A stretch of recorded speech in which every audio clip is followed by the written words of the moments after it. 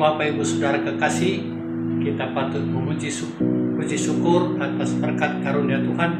Kita diberikan hari yang baru. Sebelum kita menjalani aktivitas kita sepanjang hari ini, kita mohon tuntunan Tuhan lewat firman-Nya. Sebelum itu kita berdoa untuk memohon kekuatan Roh Kudus. Kita berdoa. Bapa Surgawi, kami mengucap syukur di pagi hari yang indah ini Bapa, atas penyertaan-Mu dalam kehidupan kami. Kami boleh dihantar memasuki hari yang baru. Sebelum kami melakukan aktivitas sepanjang hari ini, kami rindu Tuhan untuk firman-Mu menjadi penuntun kami, sehingga firman ini kami boleh jadikan sebagai panutan kami untuk menjalankan aktivitas sepanjang hari ini. Engkau pakai hamba-Mu menyatakan firman kebenaran di tengah-tengah kehidupan kami. Bagi saudara kami yang mendengar sapaan pagi ini, juga bersama-sama kami diberkati, sehingga kami boleh beraktivitas demi kemuliaan nama-Mu. Di dalam nama Yesus Kristus kami berdoa dan mengucap syukur. Amin. Bapak Ibu Saudara, firman Tuhan yang akan menjadi renungan kita di pagi hari ini terambil dari Perjanjian Lama, Kitab Amsal pasal 15 ayatnya yang ke-23. Firman Tuhan demikian: seseorang bersukacita karena jawaban yang diberikannya, dan alangkah baiknya perkataan yang tepat pada waktunya. Bapak Ibu Saudara kekasih dalam Tuhan Yesus Kristus, pembacaan kita di pagi hari ini kami bagi dalam dua bagian. Yang pertama, seseorang bersukacita karena jawaban yang diberikannya. Yang kedua, alangkah baiknya perkataan yang tepat pada waktunya. Saudara yang kekasih, dalam hidup ini ada kalanya kita bertanya, orang lain memberikan jawaban. Ada waktu orang lain bertanya, kita yang memberi jawaban. Mungkin kita tidak puas atas jawaban orang itu.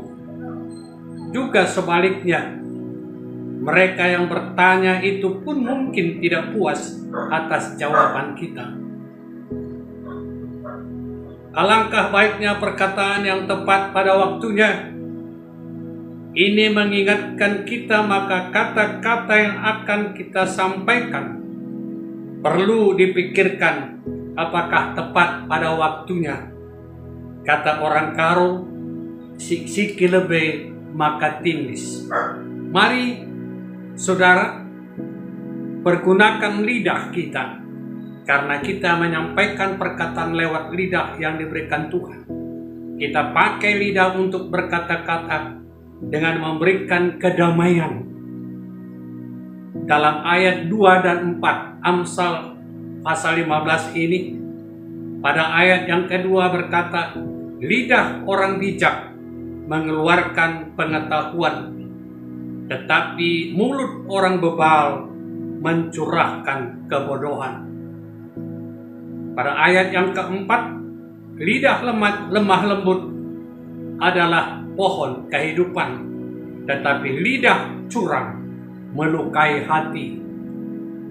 Oleh karena itu, saudara yang kekasih, setiap kali kita berkomunikasi dengan orang lain, dengan sesama manusia, kita diingatkan lewat firman Tuhan ini untuk mempergunakan lidah kita memberi kesejukan bagi orang lain dan tepat pada waktunya. Bapak Ibu Saudara yang dikasihi oleh Tuhan Yesus, dalam Amsal 1 ayat yang ke-7, di sana tertulis, takut akan Tuhan adalah permulaan pengetahuan, tetapi orang bodoh menghina hikmat dan didikan. Takut akan Tuhan permulaan pengetahuan yang benar dan mampu berkata-kata serta memberikan kesejukan hati orang lain yang mendengarkannya. Tetapi orang yang tidak takut akan Tuhan adalah orang bodoh, menghina hikmat dan didikan. Seringkali kita mendengar kata hikmat, saudara, tapi mungkin kurang jelas pengertian hikmat itu bagi kita. Sebagai pribadi, untuk pribadi saya, kata hikmat itu kami uraikan sedemikian rupa. Hikmat, hidup kita menjadi amanat Tuhan. Hidup kita menjadi amanat Tuhan. Contoh, lidah memberikan kesejukan. Kami memberikan satu ilustrasi tentang pengantin baru. Pada saat pengantin baru itu memulai pekerjaan, dia katakan kepada istrinya, dia memanggil istrinya itu dengan sebutan mama. Sebelum suaminya berangkat kerja, dia katakan kepada istrinya, "Ma, tolong buatkan saya mata sapi untuk makan siang nanti." Sang istri menjawab, "Iya, Pak." Ia menuruti kata suaminya. Lalu ia pergi ke pasar membeli mata sapi dan memasaknya. Tiba saatnya pada siang hari, sang suami dengan sukacita pulang ke rumah dengan melihat makanan yang perdana sekali yang dimasak oleh istrinya. Setibanya di rumah, saudara, dia langsung ke meja makan dan membuka tempat masakan itu. Begitu dia buka, wow, dia kaget, saudara, karena melototnya mata sapi yang dimasak. Apakah suaminya itu marah terhadap istrinya? Tidak, saudara. Dia pergunakan lidahnya dengan lembut. Dia katakan kepada istrinya, "Hai Ma, di mana? Cepat dong. Karena ada temanku berjanji untuk makan bersama di restoran. Jadi saya jemput Mama untuk kita makan bersama-sama." Lalu istrinya berkata, "Pak, itu mata sapi? Ya nanti sore saja." Lalu mereka berangkat ke restoran, makan bersama. Tunggu punya tunggu, teman tidak pernah hadir karena memang tidak ada teman untuk berjanji. Tapi suami ingin memberikan satu jawaban bahwa perbuatan istrinya itu tidak seperti yang diharapkannya. Tetapi ia juga menyadari bahwa ia tidak memperjelas apa maksudnya mata sapi. Dan istrinya juga tidak bertanya kepada dia apa itu mata sapi. Jadi mereka merasa bahwa dua belah pihak ada kesalahan. Tapi dengan adanya mereka makan di restoran, setelah tunggu punya tunggu, teman tidak muncul karena tidak ada janji. Lalu ia pesan makanan, makan dua, mata sapi dua. Bingung istrinya, saudara. Dia bayangkan bahwa mata sapi ada di rumah, kok mata sapi lagi ada di restoran. Begitu mata sapi datang, istrinya bertanya, "Pak, itu telur?" "Iya, ini mata sapi." Melihat itu, sang istrinya bingung bahwa apa yang dia perbuat di rumah itu sangat-sangat keliru. Dia makan bersama-sama, suaminya katakan, "Tidak usah pikirkan teman saya, makan saja." Selesai makan, dia tahu pergumulan istrinya. Dia pergunakan lidahnya dengan lembut, saudara. Mama pulang sendiri dulu, aku menunggu teman saya." Dengan sukacita istrinya pergi pulang. Sampai di rumah dia buang tempat masak mata sapi itu, saudara. Lalu dia beli telur, masak seperti yang dia makan di restoran itu. Tiba saatnya pada malam hari makan bersama. Selesai makan, istrinya bertanya, "Pak, datang teman?" "Tidak. Dan tidak ada janji teman." "Kenapa bohong?" "Bukan bohong. Tapi saya pergi tadi pagi bahwa buat mata sapi benar, mama mata sapi, masak mata sapi. Tapi begitu mata sapi saya lihat, wow, mata sapi itu melotot. Mama salah karena tidak bertanya, saya juga salah karena saya tidak menjelaskan. Jadi kedua-duanya kita salah. Tapi akhirnya malam ini benar mata sapi itu sudah benar dibetulkan dan mata sapi kita makan malam ini. Lalu dengan kelakar yang tanya lagi istrinya, mata sapi yang tadi siang dibuang di mana?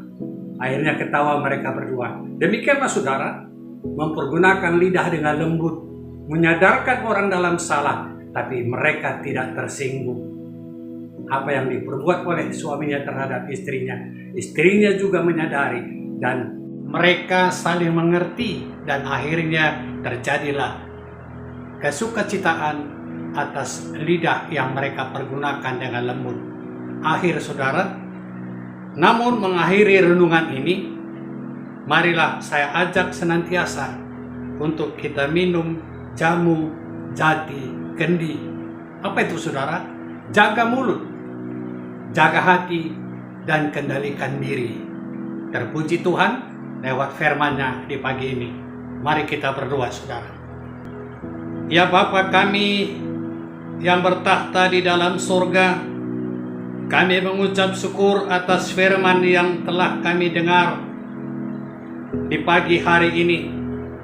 Biarlah firman itu mengajar kami untuk mempergunakan lidah, mulut kami dapat menyejukkan hati orang yang sedang mengalami pergumulan. Hamba berdoa untuk guru-guru KKR GBKP sekelas Jakarta Kalimantan, agar para guru-guru KKR itu dapat menyampaikan firman Tuhan bagi anak-anak kami yang kelak mereka adalah menjadi saksi-saksi Kristus.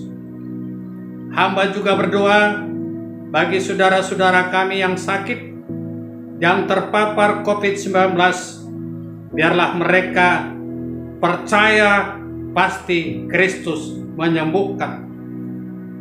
Kami juga berdoa untuk bangsa dan negara kami, pemimpin bangsa kami, Bapak Presiden, Wakil Presiden, Kabinet Indonesia Maju, TNI Polri, tim gugus depan penanggulangan COVID-19, dan program vaksinasi agar berjalan dengan baik.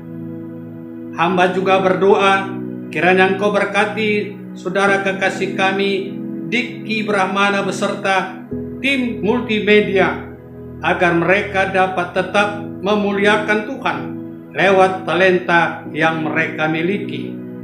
Kami serahkan hidup dan kehidupan kami sepanjang hari ini bagi Tuhan. Dalam nama Tuhan Yesus Kristus, kami berdoa dan mengucap syukur. Haleluya. Amin. Salam, terpuji Tuhan. Amin.